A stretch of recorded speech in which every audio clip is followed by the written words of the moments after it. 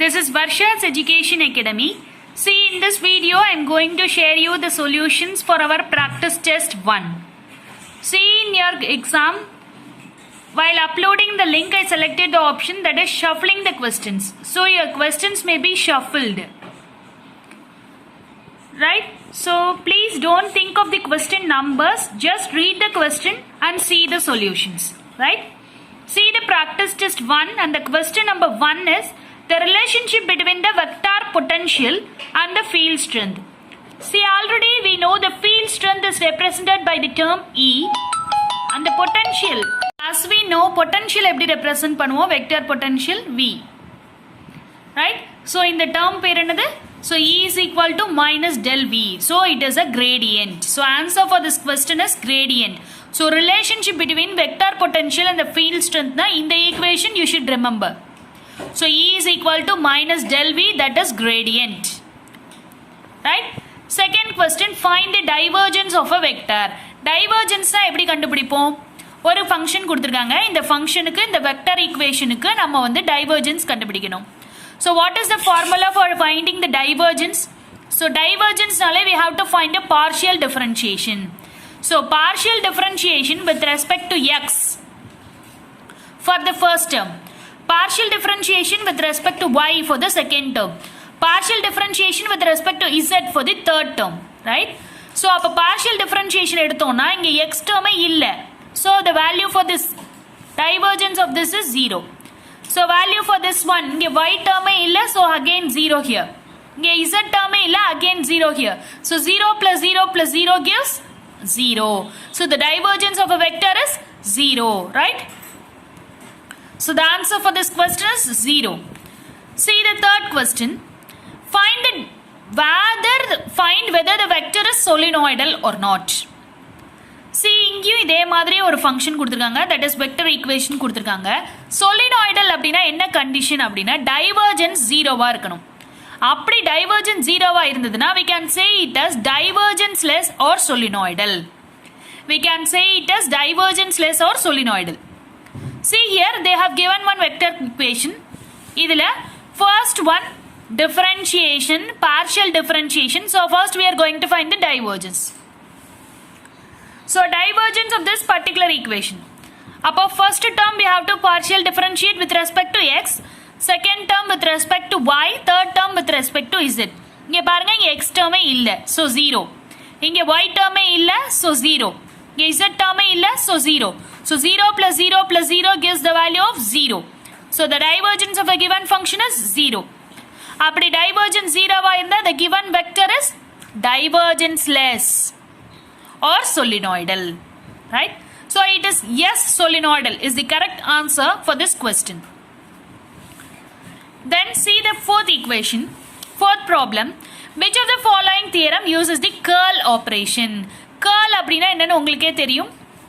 So curl of a dot ds அதுதான் a dot dl is equal to. So Stokes theoremல தான் we are using this curl operation.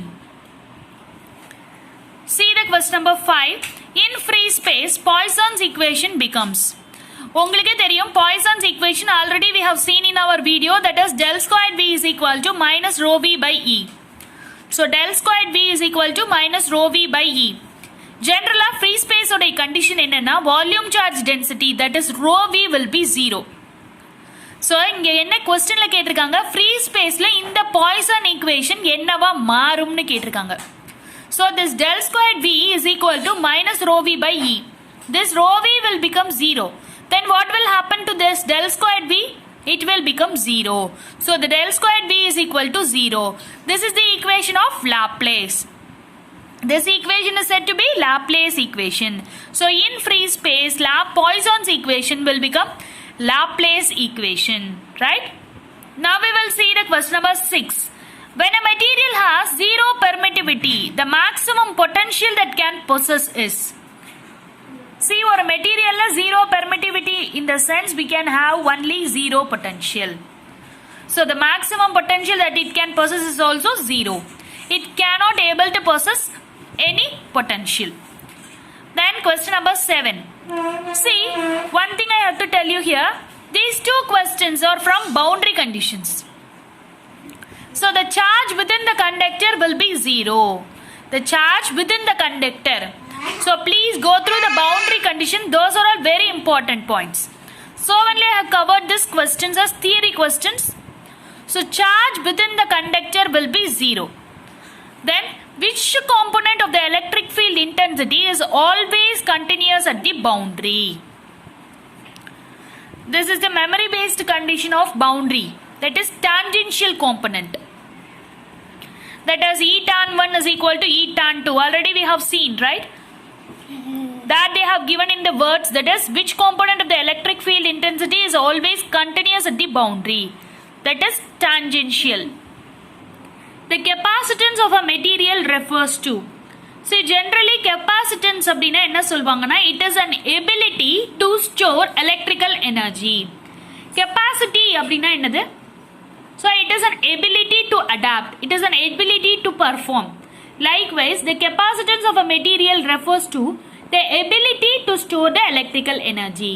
So ஒரு particular material ஓட capacitance அப்படின்ற value எதை denote பண்ணுதுன்னா, it is the ability to store electrical energy.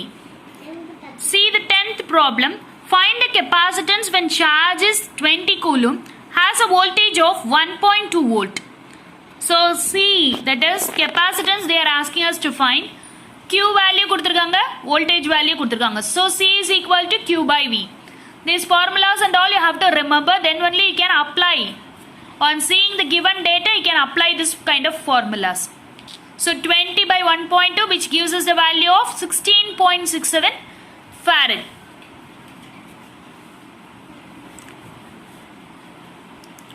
Two parallel plates are separated by a distance d, charged by voltage V.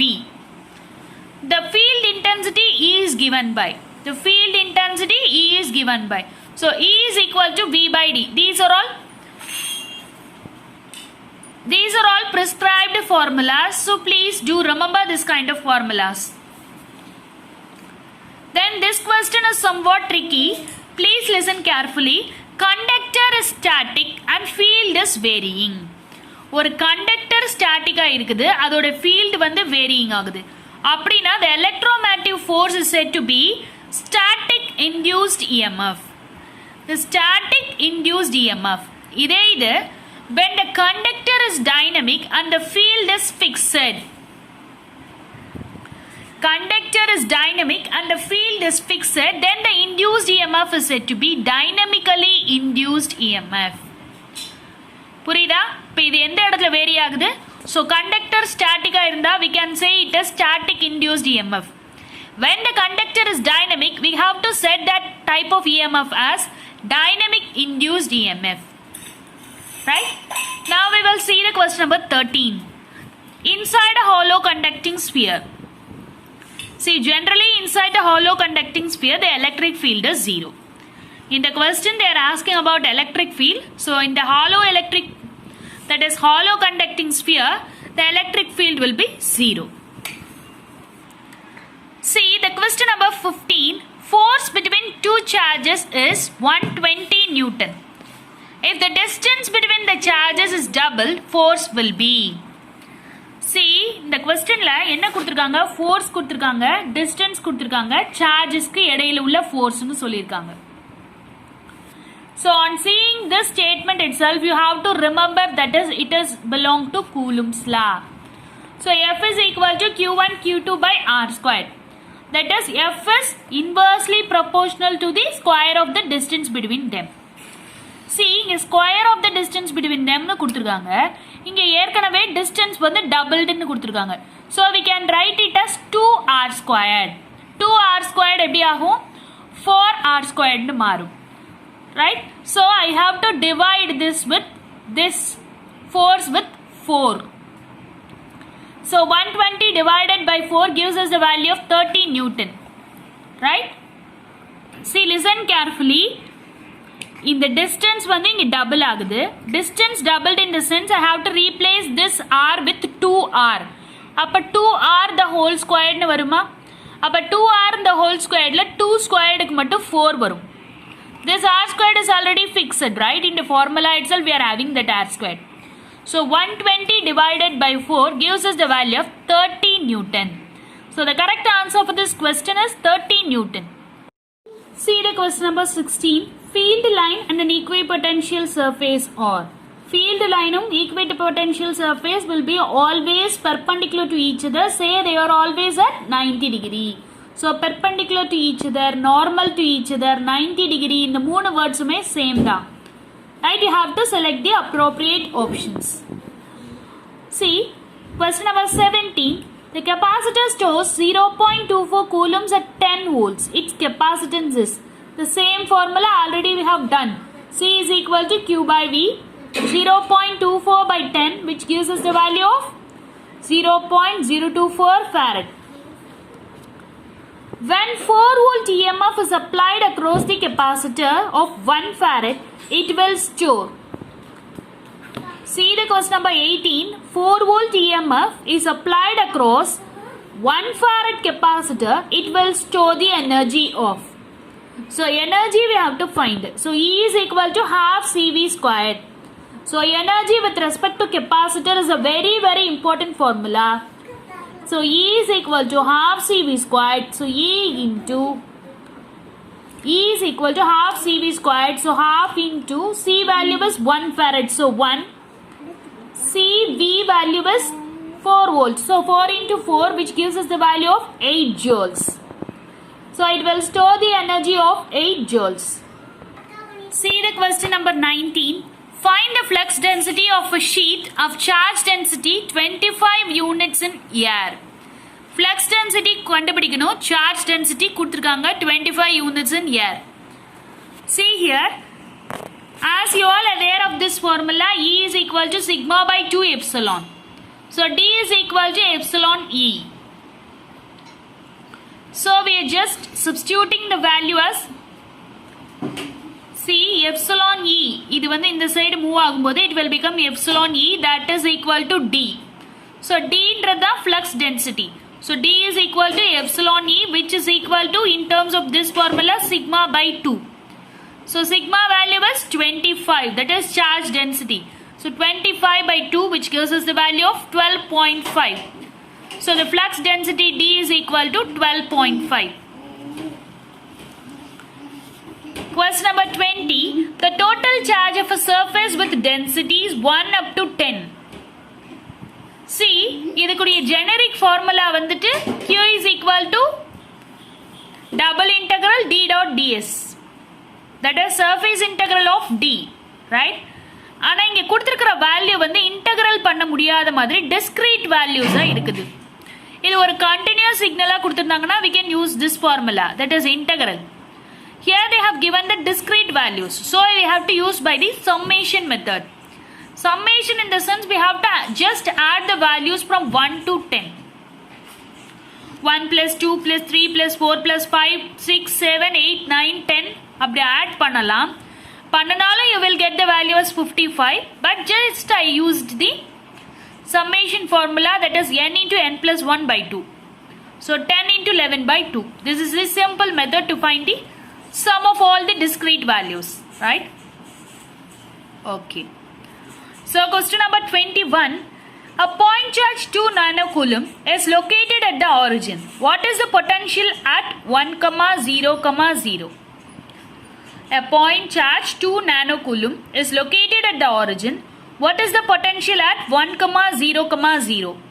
So potential with respect to point charge formula V is equal to Q by 4 pi epsilon R, right? So Q would value another 2 nanocoulomb. So 2 into 10 power minus 9. 4 pi epsilon, that is 1 by 4 pi epsilon எப்படி substitute பண்ணுவோம்? 9 into 10 power 9 substitute பண்ணுவோம். So 9 into 10 power 9 into 2 into 10 power 9. R oda value வந்து from this point 1 meter into 1. This 10 power minus 9 and 10 power plus 9 get cancelled. So 9 into 2 gives us the value of 18 volt. So the potential at the point 1,0,0 is 18 volts. See the question number 23. A small charge 6 millicoulomb is found in uniform electric field E is equal to 2.9 Newton per coulomb. Determine the force on the charge. So force, charge, electric field.